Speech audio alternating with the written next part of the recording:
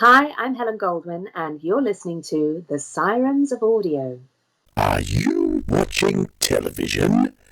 If so, it is most unwise.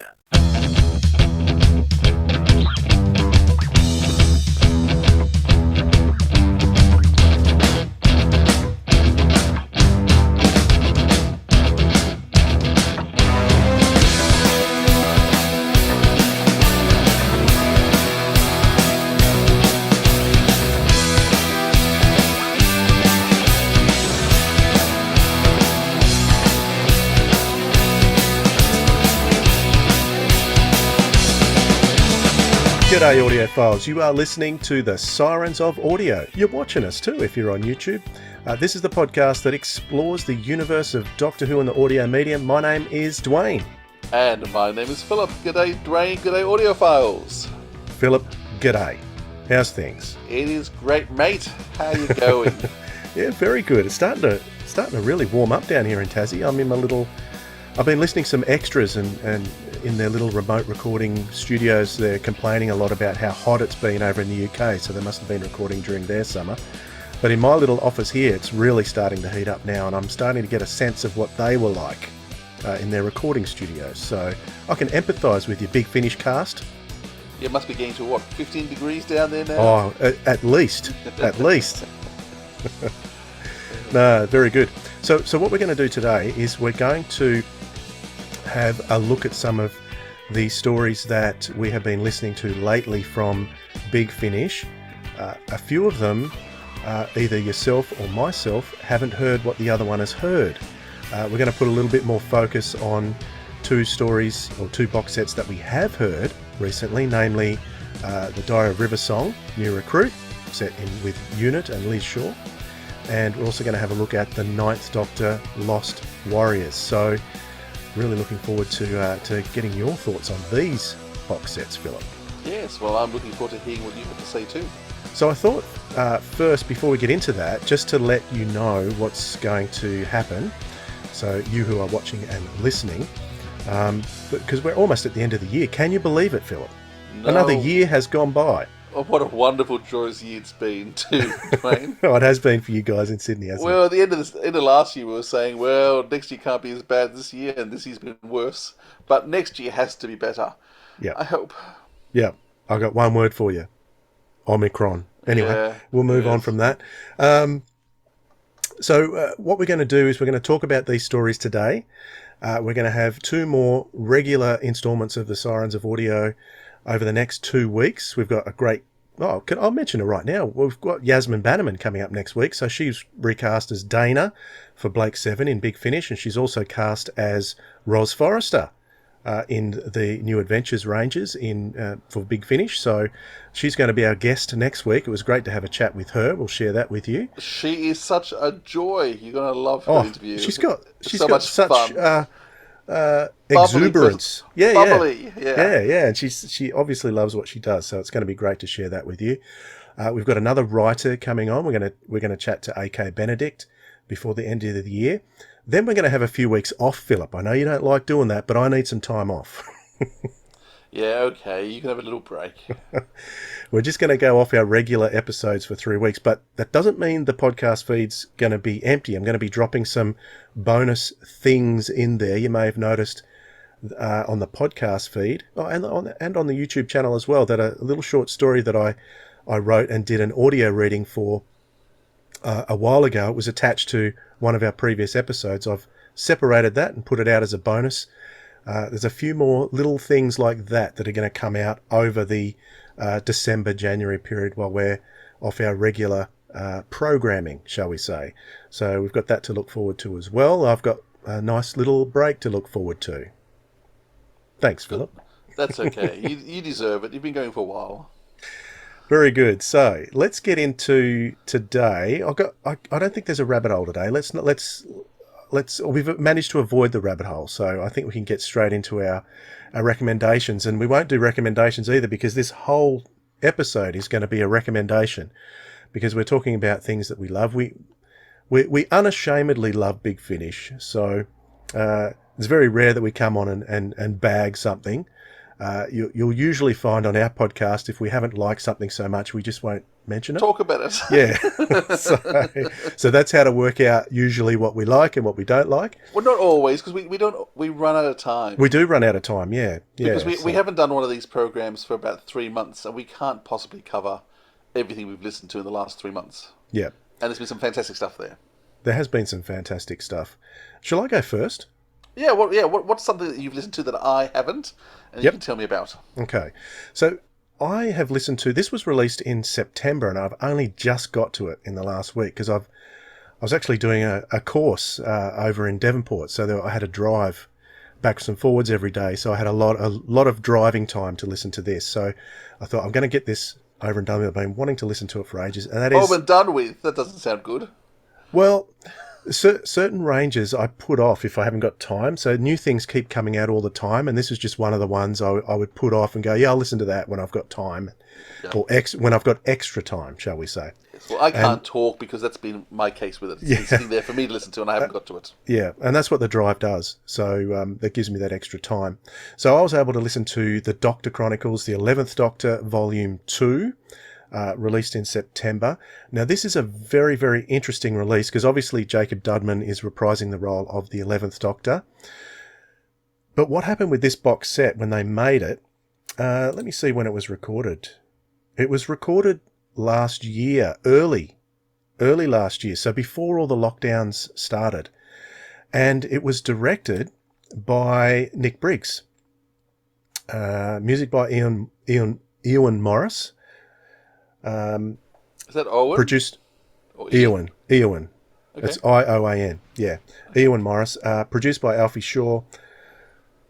What was interesting about this was that the Doctor Chronicles began more like a companion Chronicles, where they would do some narration, maybe have one cast member come in. What happened was the BBC heard Jake Dudman's rendition of the 11th Doctor, and they said, he's so good, why don't you guys do full cast with Jake Dudman as the Doctor? So this was actually a suggestion by the BBC to Big Finish, because they weren't going to go down that track. And so this is basically the very first of those that was done as an experiment, basically. And so you can see with the scripts in this, there's 4 stories in it, written by 4 of the lesser known writers. So Doris V. Sutherland, Christopher Cooper, Tessa North, Daniel Blythe. So if you've listened to the short stories, you'll go through and hear those names in Short Trips, for instance. All of them have written those, and maybe even 1 or 2 of the other sideline box sets, but nothing directly Doctor Who. But this is the first time that the 11th Doctor has been done as a full cast. So a lot of responsibility obviously laid on Jake Dudman's shoulders to do this. Nicholas Briggs came in as director, so he wanted to make it work too. So this is being a new thing. He wanted to get his hands on it and make sure it went well.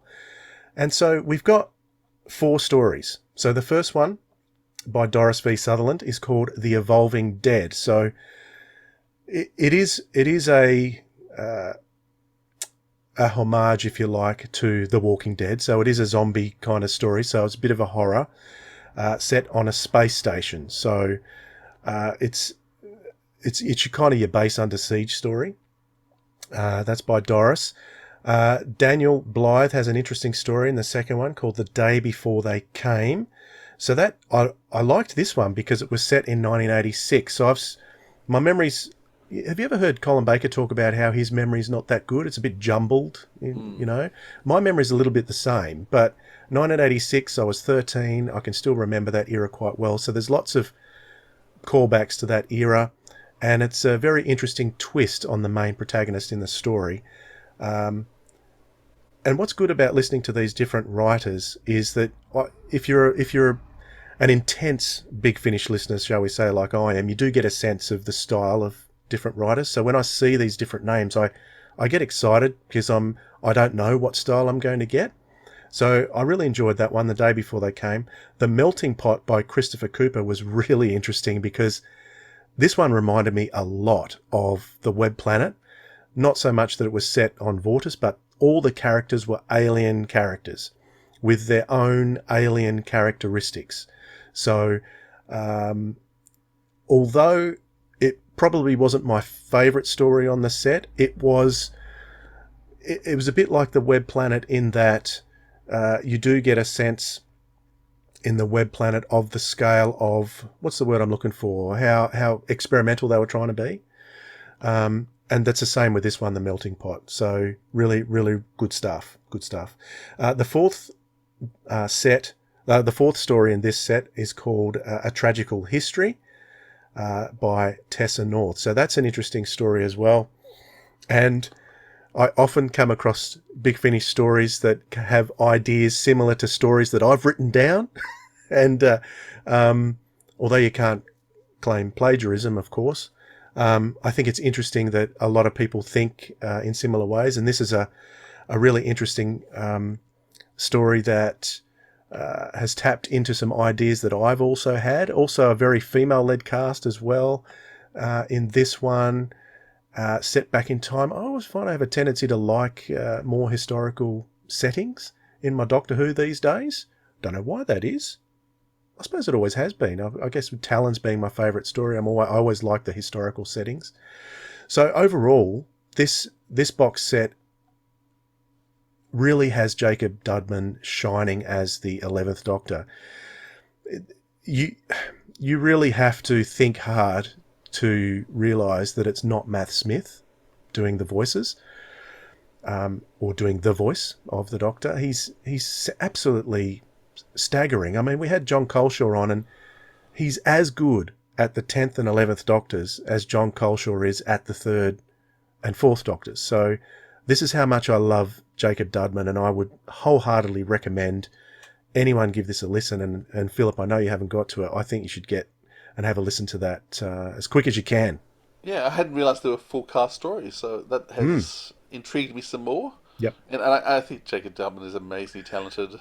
You can tell that they were originally designed as chronicled style stories, and they've adapted them. So that's the difference between this one and the next one that I'm going to talk about.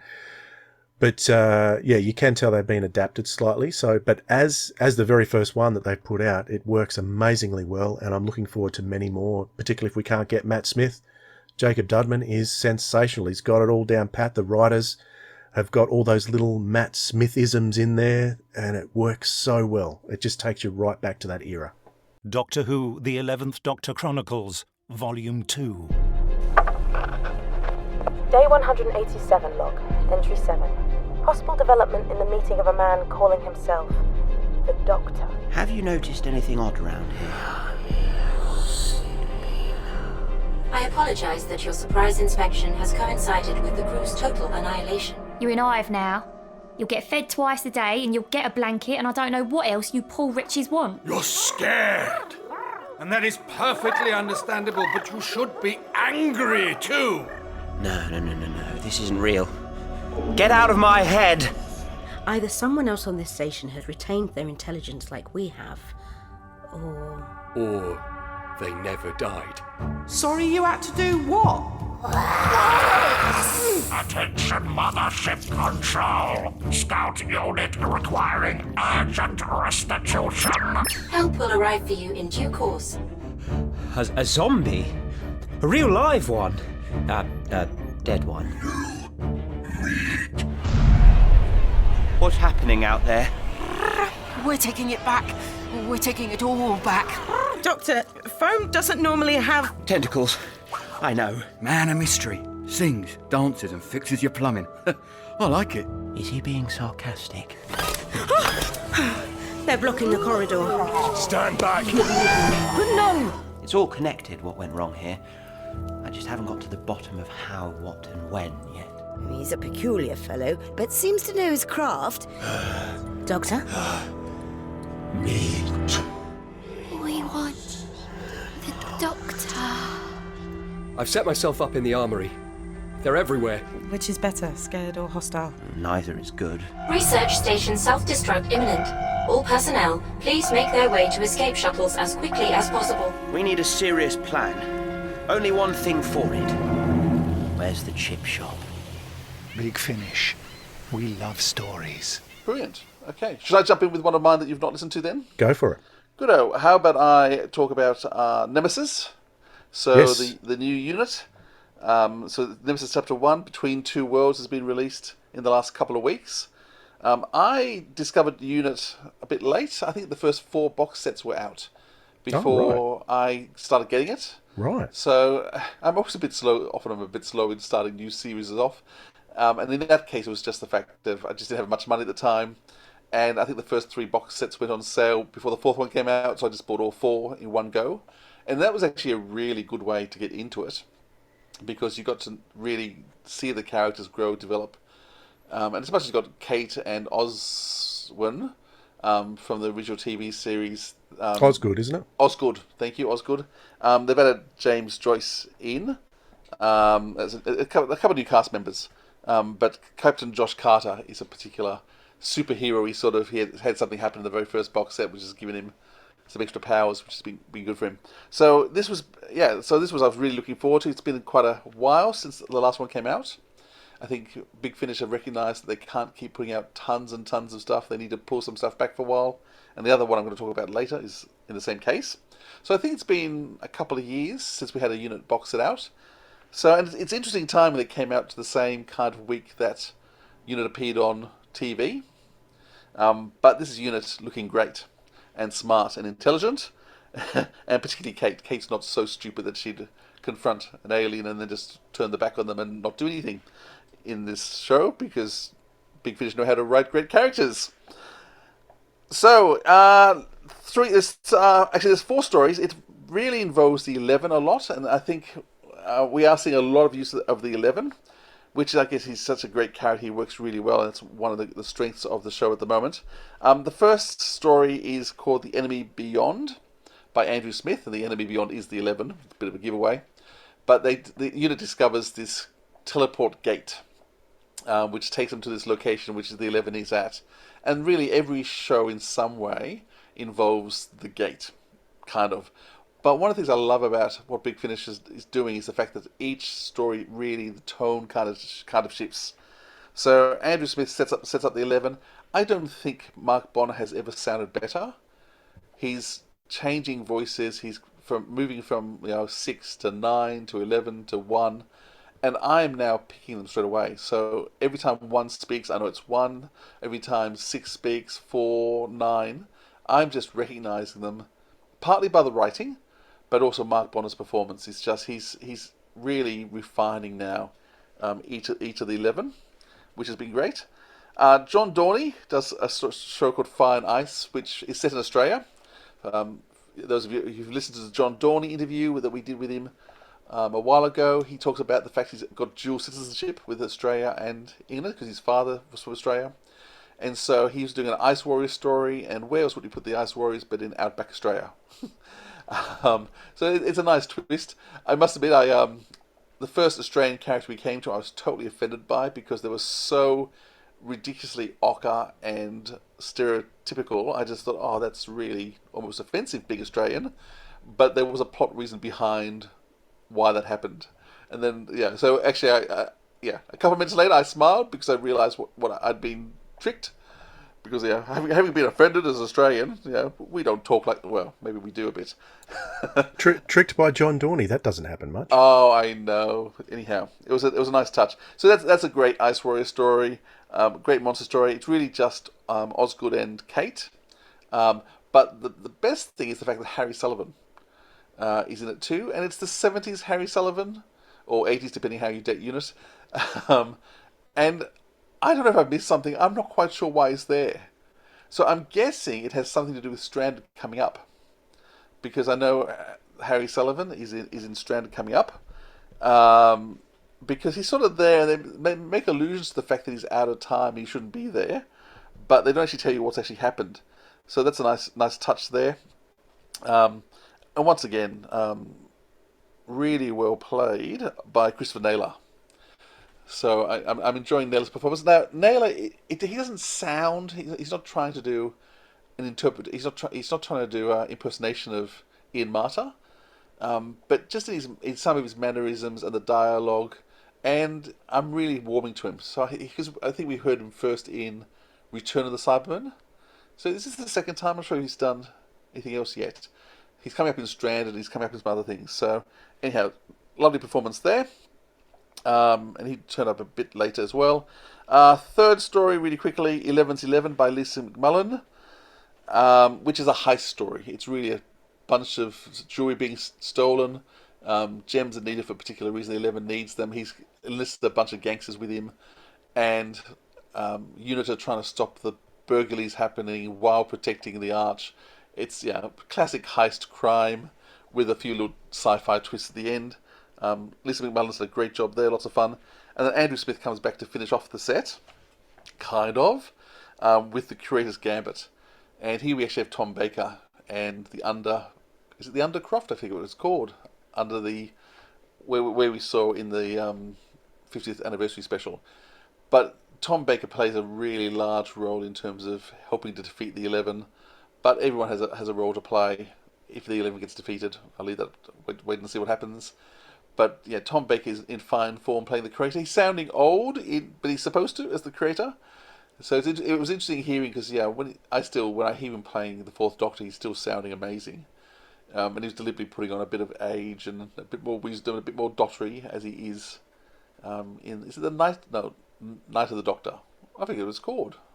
What's the 50th anniversary special called? The Day of the Doctor. Day of the Doctor. This Night of the Doctor, Day of the Doctor, Time of the Doctor. I got so confused around that time. I was thinking, let's have some different names, which they didn't do. Never mind. And yeah, really worth listening to. Whole box set. I'm not sure if I could pick a favourite out of all of them.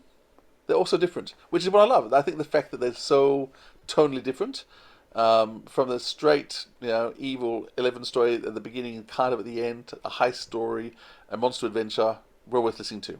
From Big Finish Productions, Unit Nemesis, Volume 1. It looks like a stone arch, and it's glowing, giving off this bright light. Well, at this stage, alien seems likely.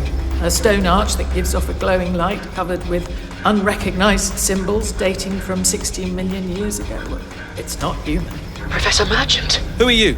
Captain Josh Carter, Unit. Well, who the blazes are you? A castaway. He's right, though. We can be nasty. Oh, I know just how nasty Time Lords can be. I think they spotted us! Yes, I've got that feeling too. It's another Ice Warrior ship. Your organization is not known to me. Which just goes to show how discreet it is. Jackie! Oh, Osgood! We're not interested in those baubles. They're yours. Where's our 3? Not now. Keep your hair on, soldiers. Shoot anyone that gets in your way. Hello. Who are you? Allow me to introduce the Curator of the Undergallery. Have we met? You remind me of someone. You work for the royal household. My duties, sir, are concerned with the new National Gallery in Trafalgar Square. Oh, I'm in heaven. Who are you? Where are you from? I'm the curator. That's all anyone needs to know. I take care of things. Big Finish. We love stories. Well, that sounds promising. There's a but, and it's a big but. I hate big butts. And you cannot lie? Dwayne, what about you? What's another one you've been listening to? Very good. Yeah, I'm looking forward to that unit one. It's next on my list. Next on my list right now is another Chronicles box set that was released only last month, just gone. And that is the 12th Doctor Chronicles Volume 2. And this one has an overarching theme to it. It's called Time Jacked. So starring, once again, Jacob Dudman as the 12th Doctor. Now, out of the 3 Doctors that he does, 10, 11 and 12, this is probably the least close he gets to sounding exactly like it. But with this, it doesn't matter so much. He's got the intonations, and it's pretty darn close. It's much closer than I or anyone else I know could get to. So it doesn't detract from the story at all.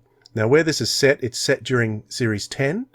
So it starts off with him assuming that the companion he's going to have for this set coming into the room is actually Nardole.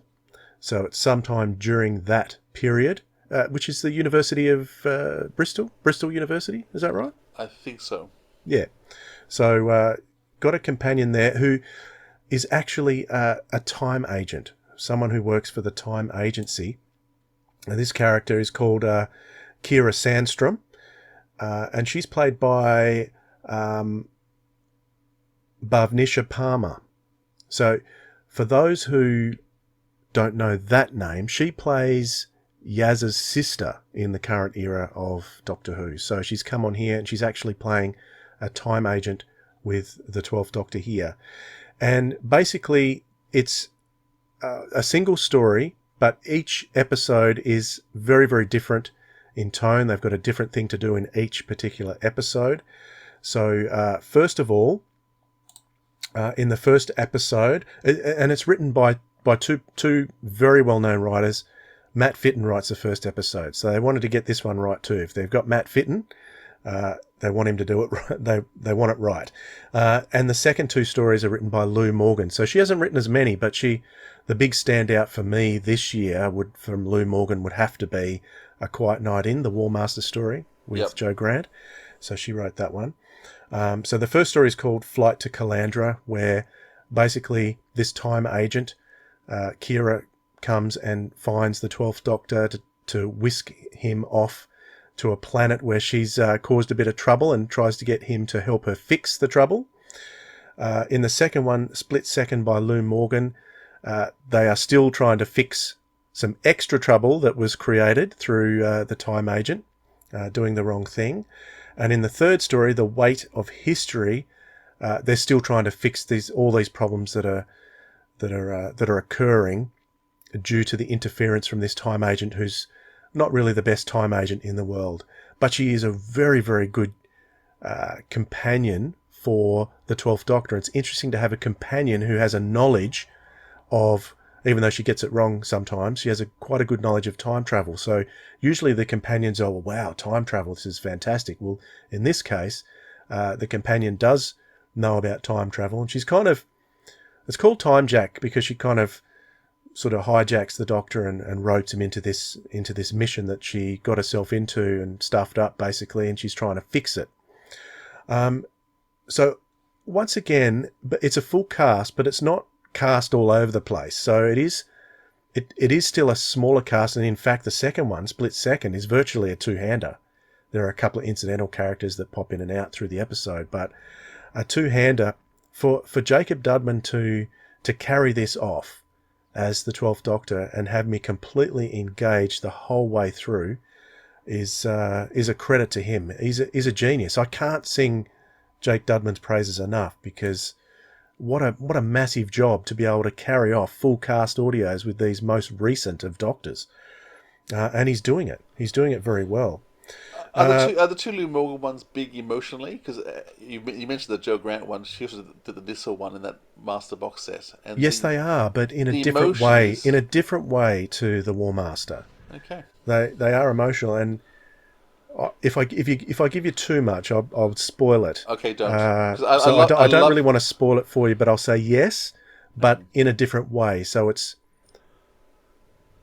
Yeah. I'll say that much. I'm loving how Lou Morgan writes. So okay. Yeah, we've definitely got to talk to her at some point. Yeah, this one is directed by Helen Goldwyn. Oh. So she's been quite busy in our sets that we're talking about today. So and in fact she's been busy all year, both appearing on audio, shall we say, as an actor, and behind the scenes, mostly behind the scenes, but when she comes out, she does a great job, as she does here as director. So it's always good to get Helen's touch on these things. And from the way this sounded, it was being a three-parter. I am very much looking forward to what they do next. It's been opened up for whether they carry on with this companion. I don't know. It's been left open-ended. And I think I'd like to see her again, actually. I think she was fantastic as a companion in this. So, yeah, very good stuff. That's my recommendation for that. From Big Finish Productions, Doctor Who, The 12th Doctor Chronicles, Time Jacked. You're not Nardole. No, I'm Keira Sandstrom. What are they?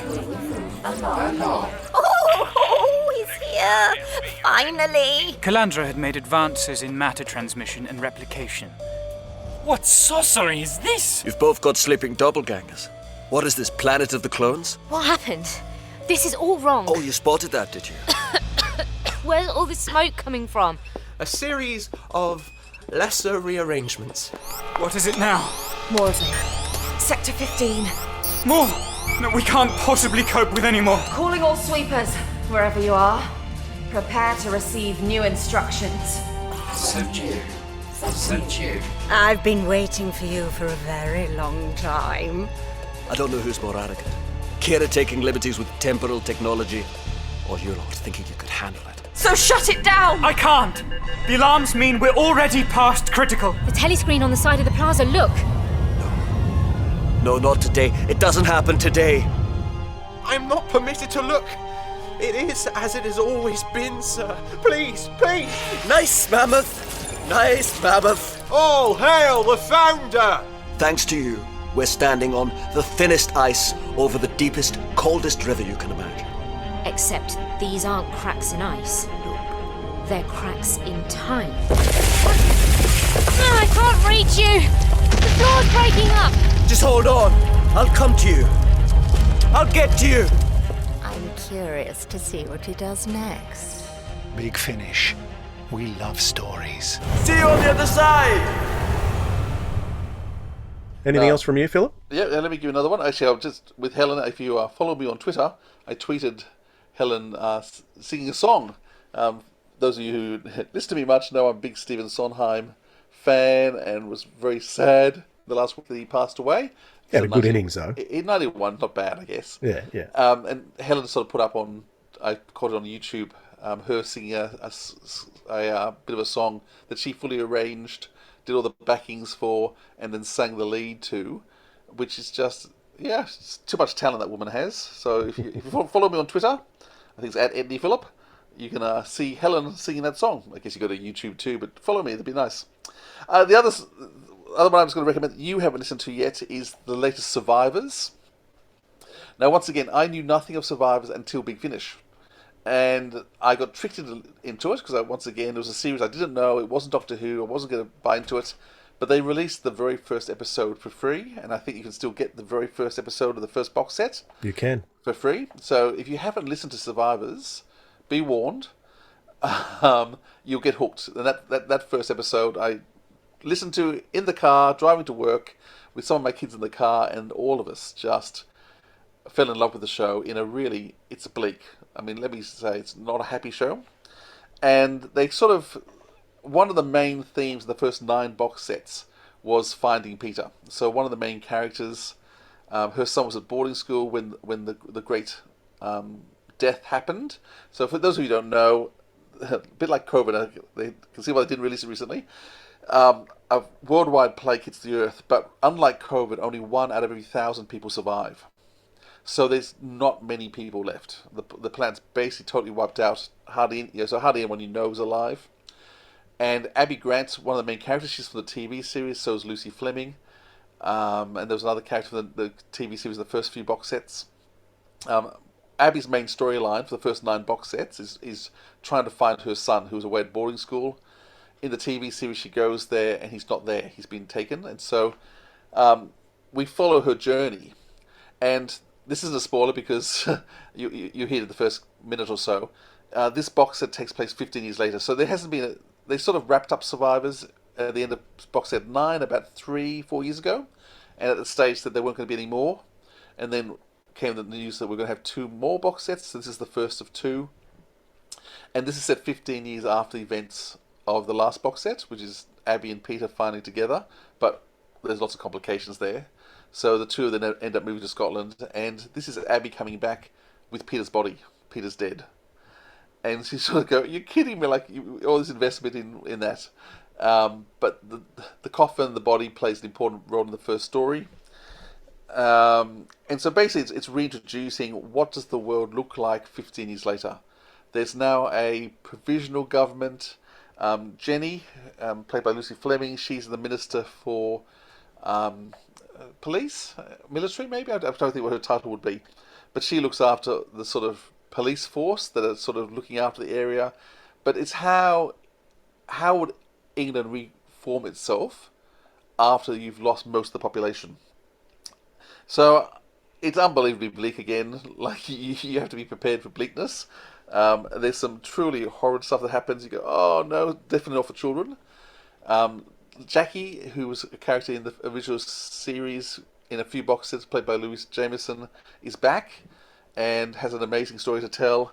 So once again, Andrew Smith has written the first one called Tethered, and that's when Abby Grant's coming back and we start to see what the situation's like. You've got a show called My Generation. So England has passed a law that anyone under 26 isn't allowed to vote or hold any office, because none of those people were all born after the Great Death. And so the leadership have decided they don't understand what the world was like, so none of them therefore have any right to have a say in the modern England. And so it has a bit of a look at, well, what's life really like. So it's by Catherine Armitage. And so, yeah, she's only done a couple of things for Big Finish. It's great. She's written another script. And it is just horrid what she does. I think this is only her second thing that's been released, isn't it? I think so. So I think this is. And hasn't she got something coming out this month in Babin as well? She has. That's right. Right. So her momentum is starting to build, I guess. It is starting to build, and it's a wonderful story. Though she does some awful things to some of the characters. I won't give you spoilers, but the end of that episode, I was just devastated. And I think I tweeted to Catherine about. I don't think I said I hate you, but it was along those lines of how could you do this? No. I'd believe it if it was I hate you. That's that was the undercurrent. Catherine, if you're listening now, how could you do it? I'm sure she was probably told to by Andrew Smith, who's the in charge of the whole overall. So she was probably instructions. And then Roland Moore it's a fascinating story actually. Uses a lot of past. So Abby's remembering a 10-year birthday party of Peter's with a clown who's not funny, and she re-meets him. And so there's all these memories back to life pre-death, but it's sort of like a horror hunt. And once again, we see another area of England and what's happening under this rule in terms of the governors and their rule. And the Prime Minister in the second episode is pretending everything's fine with the country. We're seeing bit by bit, in fact, it's not. And so we're exploring and seeing what's going on. Very clear, amazing character pieces, amazing view of a dystopian future, very well scripted and written. I can't speak highly enough. But interesting connection there with Roland Moore, actually, because if we're talking post-apocalyptic rebuilding, he also wrote After the Daleks recently, that was released recently, didn't he? He did. So that was like post-Dalek invasion that he was working on there. So similar. Yeah. So anyhow, really, really, really worth a listen to. But make sure you're in a frame of mind where you're happy to be depressed. From Big Finish Productions, Survivors, New Dawn, 1. We've got a government of sorts for England and Wales. A provisional government, they call it, with a provisional Prime Minister and all sitting in Parliament. Things have improved, but it's still hard times for most wherever you are. Oh, would you look at that? Another sign of the changing times. An airplane.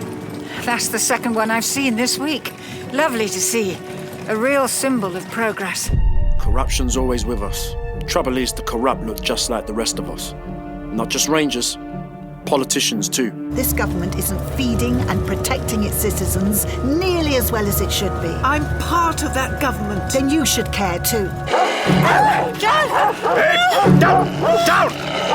There's something terrible happening in one of your zones up north.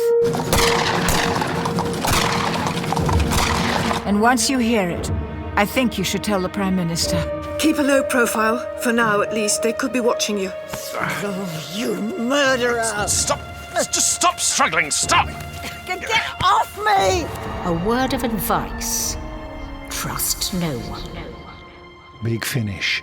We love stories. We are the Veil. We see you.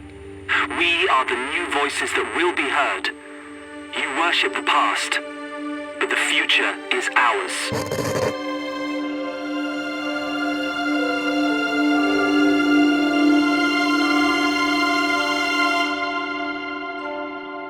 Good. Now what are we going to talk about next, Dwayne?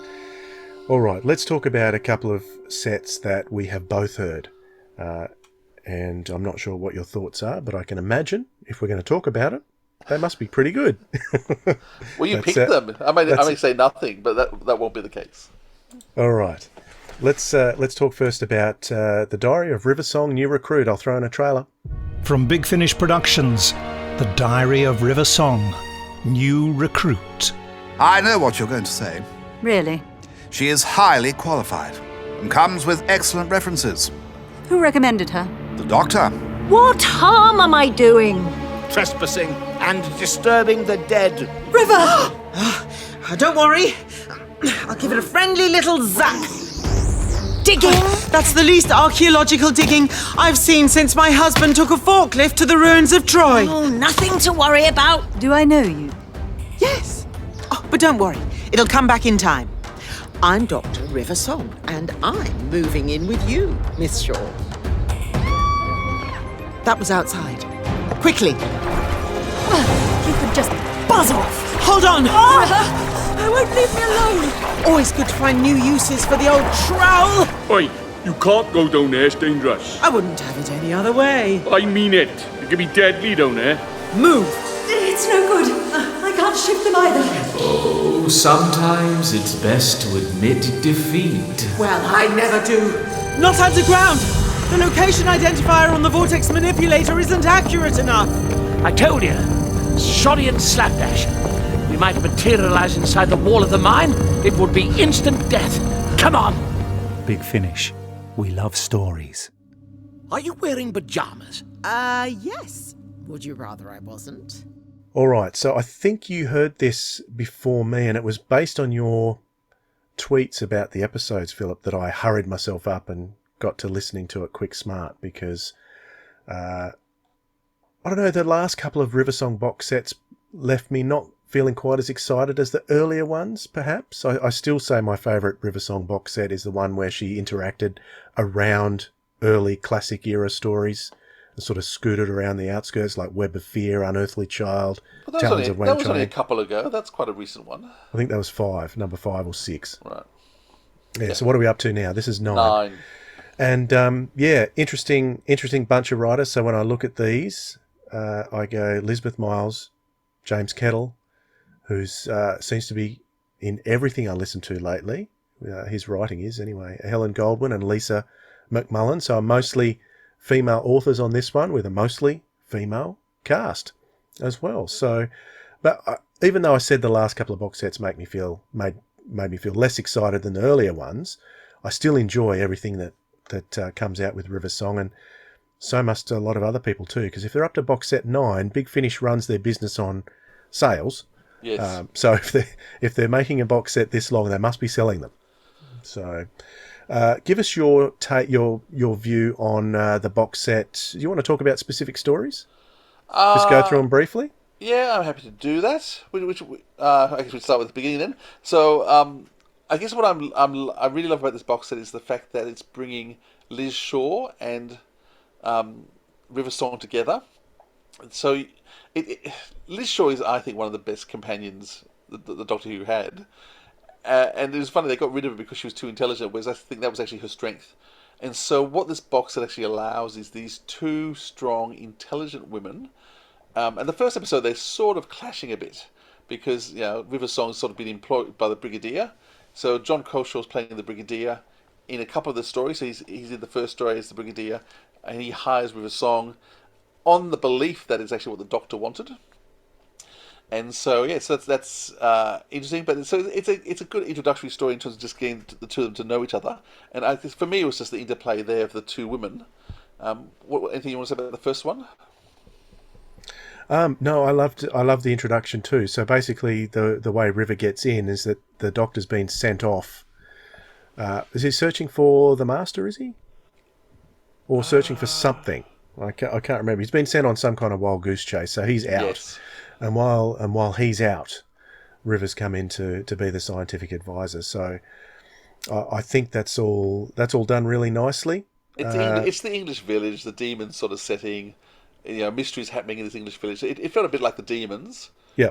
But just with River and Liz running it. The Brigadier pops back again a bit later, but really it's Liz and River, and they share the investigation, they share the intelligence, they share the solution, which is what I really love about it. Neither one plays second fiddle to the other. Yeah. I find myself shaking my head, smiling in almost disbelief at how uncanny John Coleshaw gets the Brigadier's voice. It's like Nicholas Courtney is right there. It is so uncanny, and I just shake my head constantly at that. Yeah, I agree. You really can't tell the differences there. So I should say, Liz is of course played by Daisy Ashford, who is Colin John's daughter. So people are probably aware of that. But it's a nice touch. Now once again, there's moments in which she sounds quite similar to her mum. She's got a similar timbre to her voice, but she's not trying to do an impression of her mum. But Liz is in some ways becoming slightly more redefined, and probably in some ways allowed to shine a lot more than she was in the TV show. I guess Liz is going to always be second to the Doctor, where she's very much equal. And Daisy Ashford really plays that well and strongly. So her and Alex together are just great. Yep. Now, I must say, probably my favourite story was the second one, by James Kettle. So it's called The Terror of the Suburbs. It is a weird piece. It's set in a town, but the town makes no sense. And you've got these characters playing around. It's kind of Stepford Wives, visits Desperate Housewives, visits I don't know what else. But it is just bizarre what is going on. And River arrives weeks after Liz has been there, and you know something's wrong with Liz. And so bit by bit, it's a very slow cooking, unveiling mystery. But boy, the characters are so clever and so funny. And the whole situation is bizarre, and it's just brilliant. Brilliant writing, brilliant scripting. I love it. So as I said, that for me is probably my favourite. Yeah, it keeps you hanging on all the way through, doesn't it? Yeah. What is going on here? Yeah, and when it's revealed, you just go, oh, okay. I mean, you know it's out there and bizarre, but it really is, so well done. So the third story is by Helen Godwin, who we've just been talking about. Once again, showing her versatility. She can act, she can sing, what if she dances too? But she certainly can write as well. And so she's done this story, Never Alone. And it's a lovely interplay between looking at technology that we have become familiar with, gaming devices, Walkmans, etc. So it's a technology above the time the story is set in, but technology we're kind of familiar with, but seems a bit old hack to us. And an alien race is using this technology to infiltrate Earth and plan an invasion. So it's a fairly classic alien invasion story, but there's lots of humour in it. And again, once again, when you understand the time period and some of the love and emotion in that, it works quite well too. Yeah. Yeah, out of the four stories, this one probably has the least impact, but still very good and very engaging. And I like anything Helen does. So if it's got her name on it, I'm in for it. Absolutely. Yeah, I think one of the strengths of it is the fact that there's actually quite a bit of emotion. Liz and River have got to know each other really well now, and so you've got more emotional play between those two characters. And it's just nice seeing a couple of women relating as close friends and how they faced trials together. I think the strength of that one is a lot of character piece in it, more so than probably the story that matters. Yeah.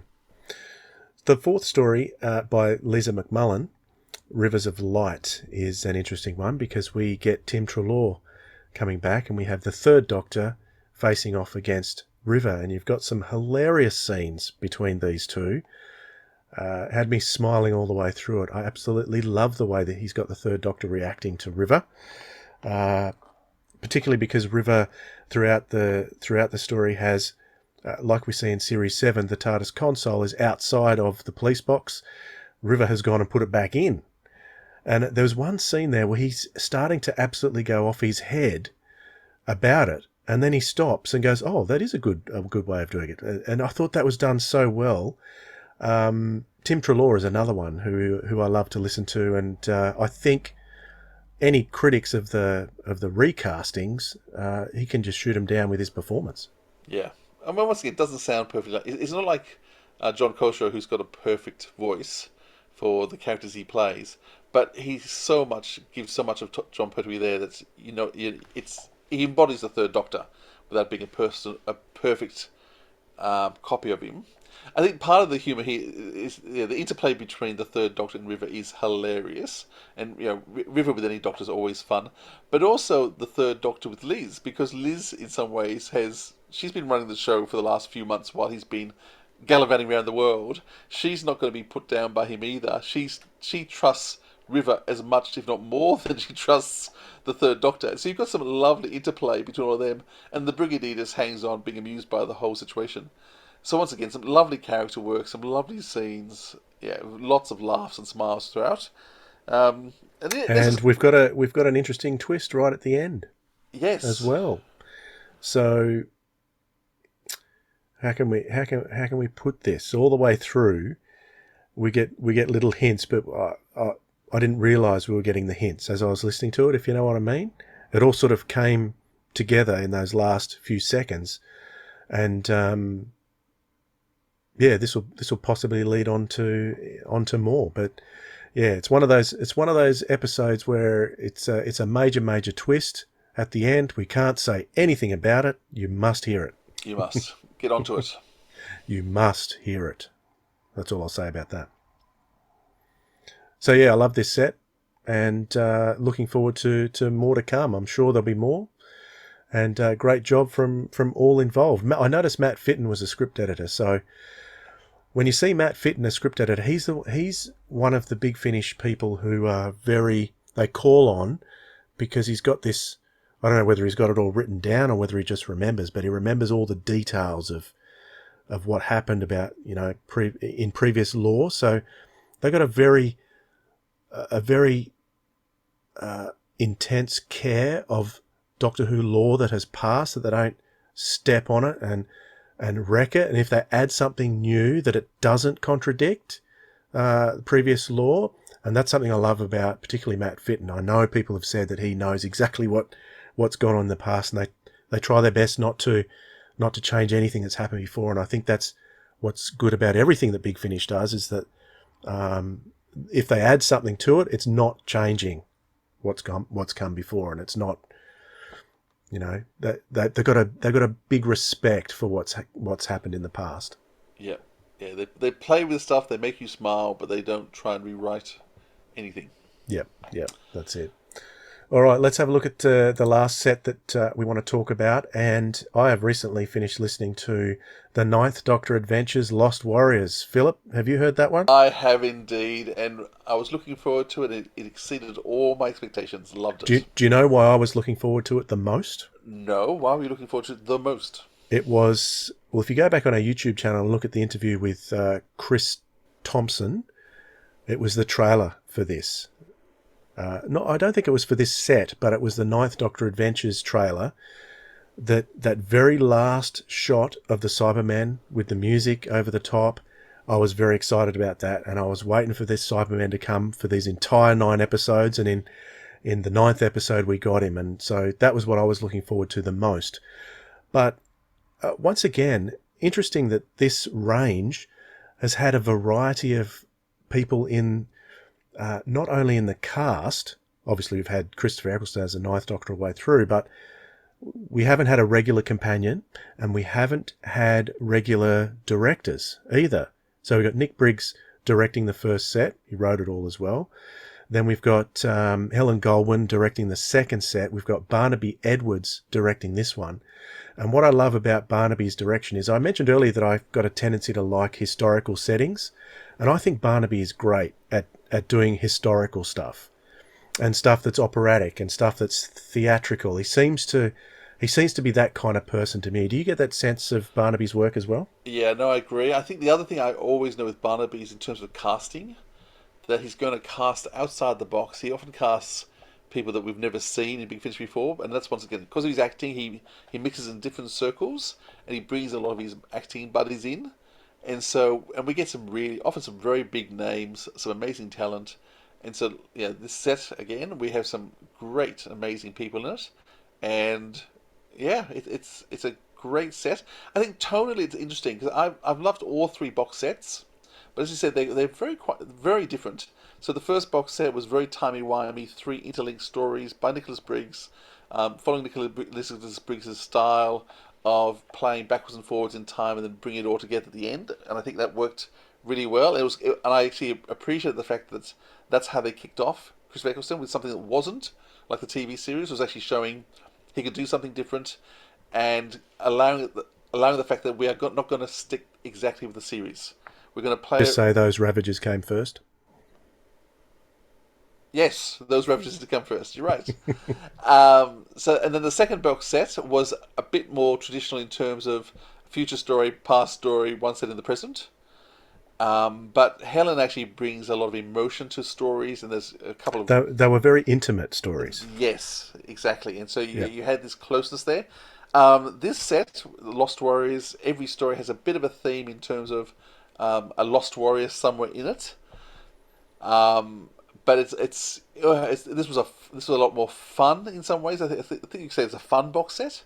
So yeah, really appreciate it. Every setting is historical as well, which is unusual. Yes, indeed. And the first and last stories are set within about 10 years of each other, so they're very close together, which I thought.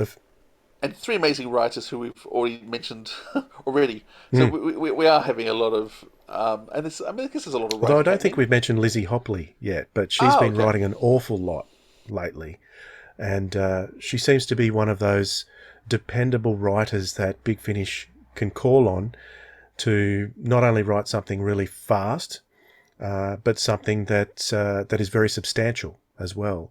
And of course, Lizzie to me will always be that actor who was from Night Thoughts, that scary little creepy little girl from Night Thoughts.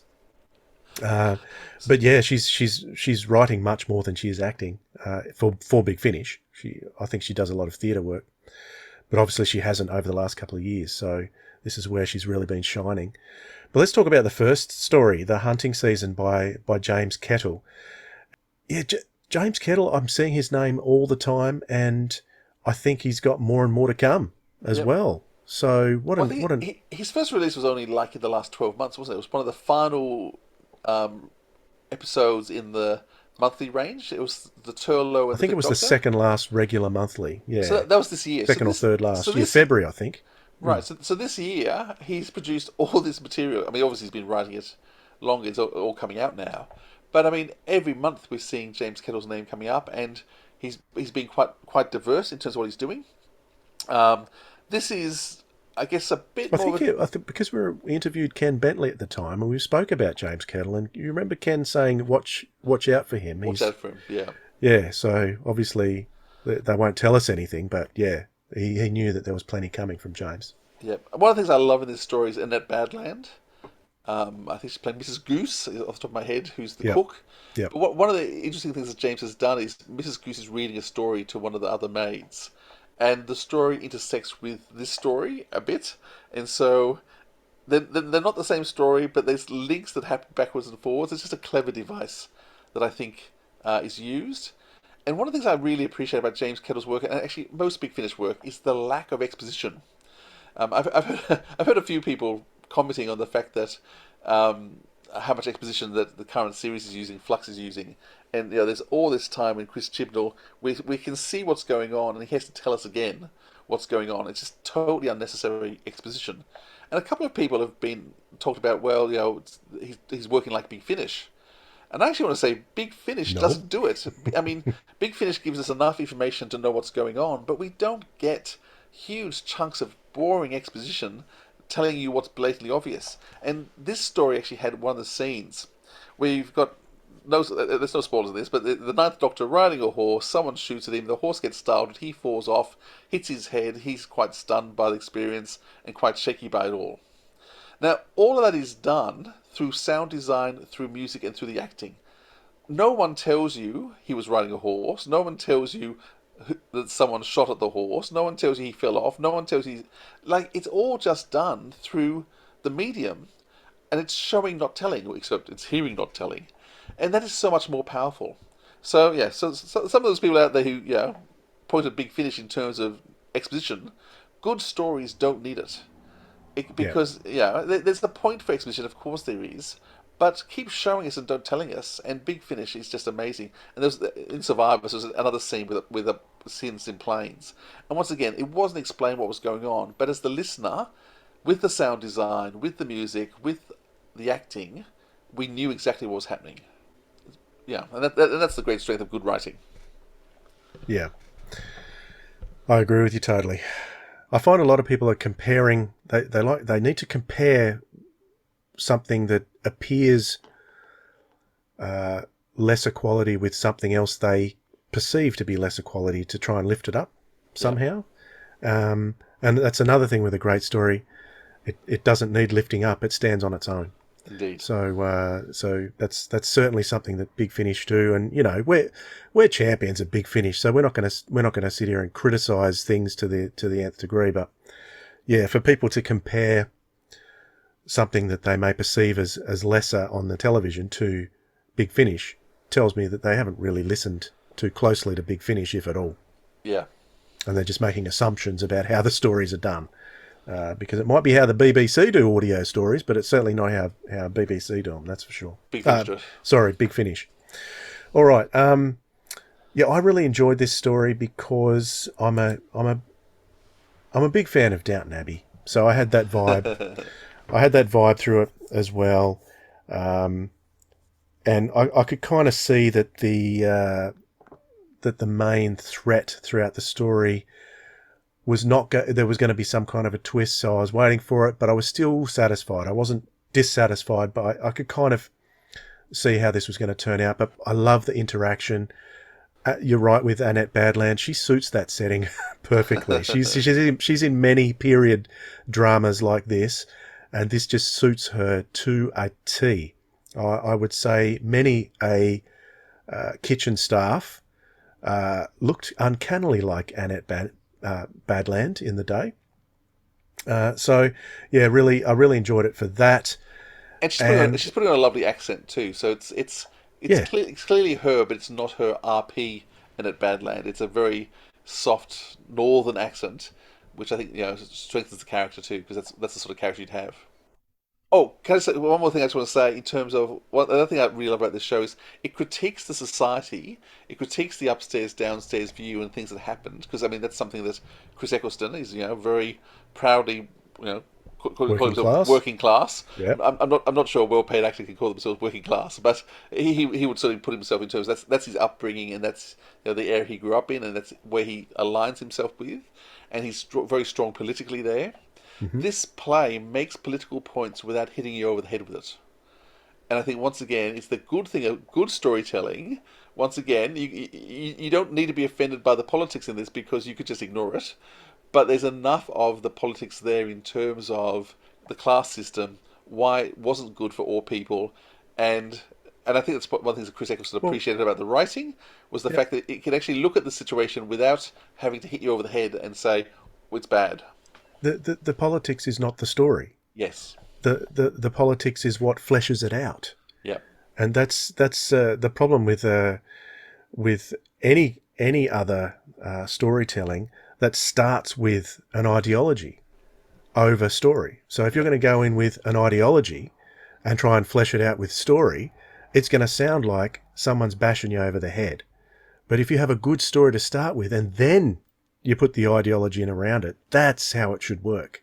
And this is where a story like this has worked perfectly. Yeah, bravo, James. Yes. The Curse of Lady Macbeth by Lizzie Hopley. Let's talk about that for a moment. Now, for me, I'm not a Shakespeare aficionado. I've been to a couple of Shakespeare plays. Richard III, I think I've been to. Is that the only one? I think that might be the only Shakespeare play I've ever seen, Richard III, and that was done in a modern setting. So I'm not really all over Shakespeare, but from our little chat beforehand, I didn't really have to be. No, indeed. So there's not a Shakespeare that I haven't seen. I've seen every Shakespeare and most of them on stage live, and Macbeth is probably one I've probably seen 6 or 7 different productions of, live productions. Plus, I've seen that there's a great Enterprise, Star Trek, Picard, Patrick Stewart. Patrick Stewart does a really great Macbeth, and Christopher Eccleston's done a Macbeth, but I haven't seen that yet. I'd like to see it. And is it available to see? I'm trying to. I thought it was just on stage. I meant to search it up. Often they get recorded, Right. and so you can often track them down. So Okay. I haven't looked it up. I was going to try and track down. Hearing the extras, I was thinking I should try and track it down. But my son actually appeared in Macbeth on stage and got murdered horribly, and it was pretty awful. Actually, it was really awful watching his son get his throat cut, and blood everywhere on stage. I was quite distressed by it. Anyhow, Macbeth is one of the classics, and it's something I studied in Year 10, so I knew it well. But what is amazing about this play is you don't need to know any of that, because this is actually the true story of Macbeth, or a lot more truth to it. You've got to remember, because Macbeth was written is a Scottish king, but the play was written by an Englishman who was being supported by the Queen of England, who hated Scotland at the time. And so the political work, Macbeth, is actually a political play of how awful the Scottish are, because of course, England was going to end up with a Scottish king with James I. Elizabeth at this stage has no heirs. Mary, Queen of Scots, I'm not sure whether she would have had beheaded by this stage, but she was sort of the big enemy of the state. And so Shakespeare would have written Macbeth as an English piece of work to bag out the Scottish. Lizzie Hopley is, of course, Scottish, and so she's giving the true history of Macbeth, but it's really not about him at all. It's about his wife, Lady Macbeth. Macbeth plays a fairly small part in the narrative. And so Lizzie's gone back to the source of the history, and so she's designed a story around the history of the true characters. So once again, it's hard to know because you look at medieval Scotland, and so history is a bit vague. Is Lizzie Scottish? You're not mixing her up with Lisbeth Miles, are you? I don't think so. Am I? I could be wrong, but I thought she was from the north. I thought she said she was from the north, but she had lived in London for a long time, so the accent's gone. So I thought she was more around where Chris was from. I need to research that. I'll do that in a second. But yeah, so you don't need to know the Macbeth story. But if you do know Shakespeare, there are some lines stolen and perverted from Shakespeare, and playing around with a lot of those sort of situations as well. Well, I did pick up on the fact that Lady Macbeth, when the Doctor mentioned Macbeth's name, she kind of cursed and spat on the ground, and he made the comment, "Oh, it's a bit early for that, isn't it?" And I got that joke. So that was at least one of them that I got. Yep, well done. I did enjoy I enjoy historical settings. I really do. So even though I don't know any of the history at all, I still found it a very, very enjoyable listen. And particularly after hearing the extras, I got a lot more appreciation for it because Chris Eccleston was so passionate about it too. And he really loved this one a lot. So this will be certainly one I'll be going back to with a slightly deeper appreciation, I think. So I'm just looking up Lizzie Hopley. Oh, you're right. Sorry, she's born in Liverpool. So sorry, you're right. She's from the same town as Chris Eccleston. I thought I was assuming she was Scottish. Well, he's from Manchester, isn't he? Oh, Elizabeth Sladen's from Liverpool. Yes. I mixed up all. Okay, sorry to all our UK people over there. I am mixing up all my areas. I mean, it's not that far from Liverpool, but still far enough, I think, for them. Yep. Okay. My apologies. Yes, she's I should have stuck with British. I'm always safe then. I thought she was actually Scottish because of, with Andrew Smith and that, but obviously not.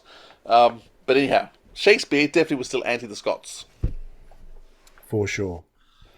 Okay, so that was a good one. Shall we talk about the last one, Monsters in Metropolis? I would love to. By John Dorney. This is my number one story in a long time. I adored this from beginning to end. There is so much in it.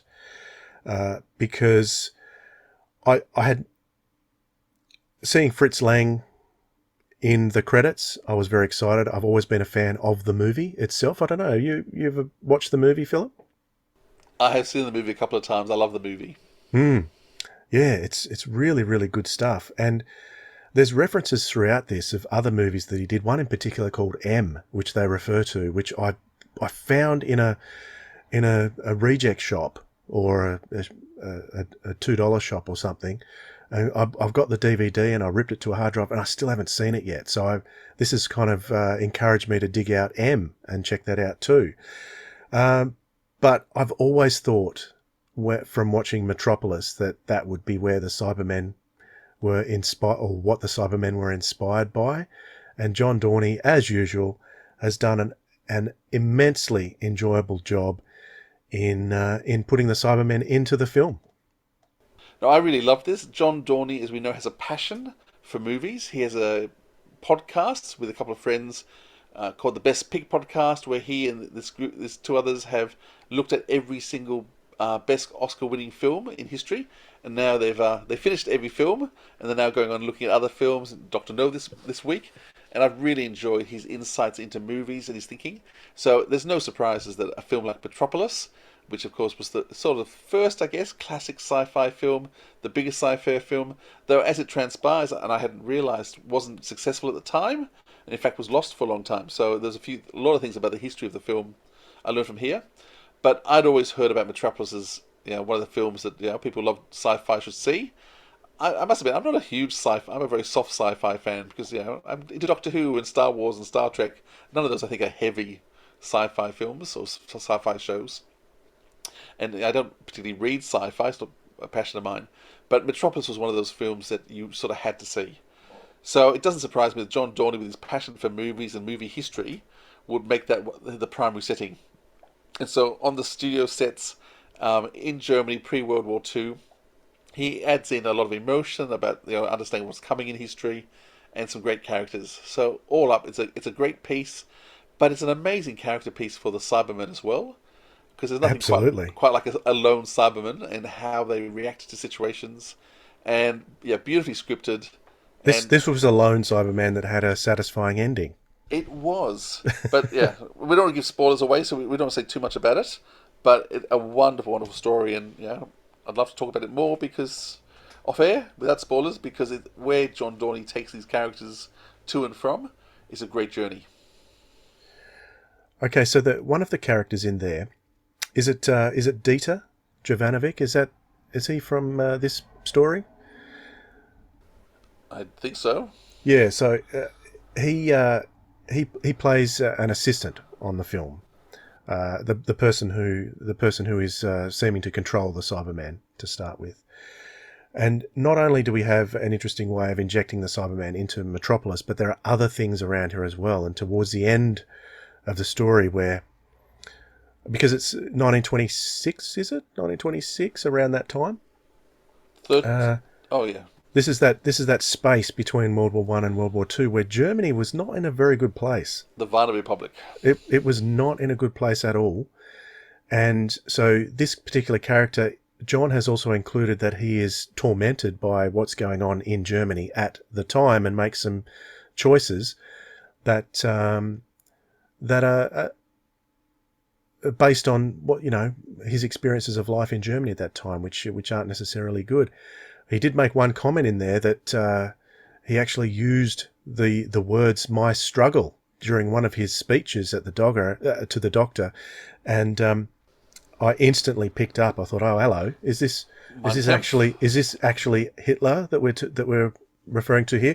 It probably is supposed to be Hitler, but we're just not using him in the story. Because obviously that's the name of Hitler's book that was released. When was that released? About that time or a bit earlier? I thought it was about 28, which is about the same time as the film. Yeah, around that time. So, that was the terms that they were using as well. Oh, so Mein Kampf came out in 1925. So it had already come out. So this guy had probably been reading Mein Kampf, Kampf and been affected by the messaging within it. So I have actually picked up the book and flicked through it. I haven't read the whole book from cover to cover, but it is a rambling piece of insanity, unlike anything I've ever read before. It's really, really strange. Sounds like Trump. Yeah, and I don't understand how. I suppose it was a bit of a environment at the time where people could be swayed by ideologies like those put forward in Mein Kampf, but we all obviously know what that led to. So yeah, it was interesting that John put that character in there too, and it was dealt quite a. Oh, it didn't dwell on it, but it was certainly there, and I certainly picked up on it. Also, the character Anna Dreyfus, who was played by Helen Goldman, she's got an acting part this time. I thought she was sensational in this. Very good. I thought she could have gone off and been a companion for the Ninth Doctor, and I wish she did. I love Helen's voice, As I've said to you before, she's got a similar effect on me as Susanna Harker with her voice for Sapphire in Sapphire and Steel. And she did a great job in this too. I should say another actress that we know very well in the previous story, the Macbeth one, was Neve McIntosh was playing Lady Macbeth. So getting out of her Silurian garb for that one. But yeah, back to Metropolis. And yeah, so Helen Goldwyn had a good role in that.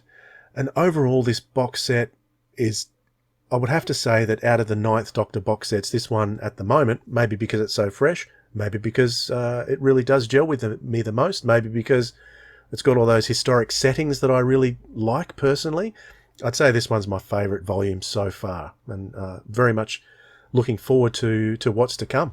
Indeed. It's been a welcome return, Chris Wilkerson. From Big Finish Productions, Doctor Who, The 9th Doctor Adventures, Lost Warriors. Give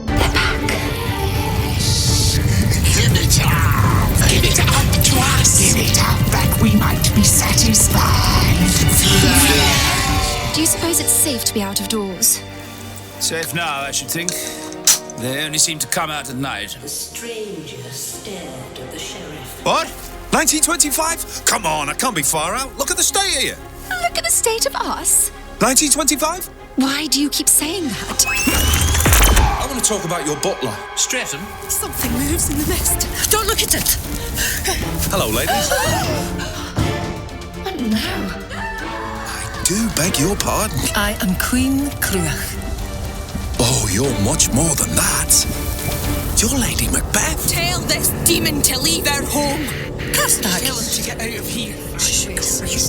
Well, we've attracted an audience. The pitchfork kind. I'm not afraid of you, Blue Man. I know what you bring, and I know your limits. Oh, I'm glad someone does. And the Doctor. Doctor. Yeah, now, stand still, cause if that thing turns nasty, I don't want it to take your feet off. And lights. Roll camera. Actors, go! Look at it, the pinnacle of silent film. As opposed to what other sort? Your machine man. I need it. Thank you. Thank you. Herr Lang, I promise you will not regret this. You're making Metropolis. Of course. Everyone knows this. Fantastic. Fritz Lang. Actual Fritz Lang. I've got a knack. I'm good with lost things. I'm sure you are. Lovely and shiny. Good God. Killer Fritz. Big Finish. We love stories. Fantastic. There you go. Well, let's just mention briefly a couple of things that are coming out this month. We're not going to have time to talk about them, but they're definitely worth mentioning. So I'm just looking across at the What's New page for December. So today, the day that we're recording, Stranded 3 is about to come out, which could be quite interesting with Tom Price as Andy from Torchwood. We've got the Jadoon in it. Nicola Walker, of course, is always good value. So I'm looking forward to some more 8th Doctor stories. I feel like we haven't had any 8th Doctor for ages. But we're going to get some this month. We're going to get some coming. Peladon's coming. We're going to get some next month in... oh, yeah, of course. He's just been announced he's in Peladon. He is, yeah. So that's fantastic. We've got The Year of Martha Jones, which is very exciting. That's coming up. So we'll see how that goes. This is the first box set of that. Whether they'll make more, I don't know. This could be the first of a few. We've got The War Doctor Begins, Warbringer, coming out. So after the first box set came out earlier this year, this is one that's highly anticipated. It was so good that this will go on. It will no doubt go on for many, many, many box sets. We've got Torchwood, The Grey Mare, with Gareth David Lloyd. And the first one not written by... James Goss in a long time. I noticed that. We've got a Star Cops audio book, and we've got Babe and the Butcher. I'm very much looking forward to this. And who else is starring in that? Oh, Michael Keating. This is the return of Michael Keating to the worlds of Blake Seven for the first time. Again, yep. And Sally Navette. We've had her previously, but haven't seen Michael Keating for a while. And he's in this, so very much looking forward to that. And always my women, Lizzie Hopley, Catherine Armitage, Elizabeth Miles, all of 3 we've mentioned today. Writing about this nasty male criminal. Yeah, but what is it about women being able to write psychotic? Yeah, they got a handle on it. British women and their murderous people like Agatha Christie and Dorothy Sayers. And since we won't be back for a regular, well, we've got a couple of episodes coming up that we've already recorded, but we won't be pre-recording again till January. We've got Doctor Who Watches, not The Watchers, it's just Watches, written by Matthew Waterhouse. So that's an audio novel. So I'm keen for that one because Scourge of the Cyberman was a standout for me in 2021. So I'm looking forward to that. And I love Matthew Waterhouse. I don't think he's underrated anymore. I think everyone understands how good Matthew Waterhouse is at what he does. So then we've got another Blake 7 in January called The Terra Nostra, which was announced recently. Very excited about the Fifth Doctor box set called 40, Volume 1. So there's 2 stories in that featuring the Tomb of the Cybermen, or the Moon-based Cybermen, and the Ice Warriors. We've got Peladon coming out, which stars David Troughton, but it's featuring now, we know, the 6th Doctor, the 8th Doctor, River Song. Oh, Bonnie Langford's in it too. Yep. As Mel, so that'll be great. So very much looking forward to that one. We've got Queen Thalira in there. Nicholas Briggs playing the Ice Warriors, obviously. Yeah, so that's good stuff coming. Very exciting. What was the other one that was coming? The 8th Doctor, another 8th Doctor box set. Charlotte Pollard, The Further Adventuress. Yeah, both that one. Can't wait for that, can we? That's going to be great. So 2021's been great in terms of Big Finish output. We'll probably dive in a little bit deeper early next year into a wrap-up of 2021, but 2022 is certainly looking great in a film. It is indeed. Can't wait. So thanks for joining us today. Great to have your company, and we'll see you next week with our special guest Yasmin Bannerman. Until then, catch you later. See you guys. This has been the Sirens of Audio, episode 85, The 9th Doctor, Lost Warriors and Other Galactic Funk, with your hosts Philip Edney and Dwayne Bunny. Theme music by the Jackpot Golden Boys. Email address is sirensofaudio@gmail.com. Be sure to subscribe to us on YouTube and your favourite podcast app. Our Facebook, Twitter and Instagram handles are all @Audio Sirens. Our website is sirensofaudio.com. Join us next time with our special guest Yasmin Bannerman, who speaks about being cast as Dana in Blake 7 and Roz in Doctor Who, as well as playing a tree alongside 9th Doctor Christopher Eccleston. In the meantime, keep listening to audio drama, because audio drama rocks.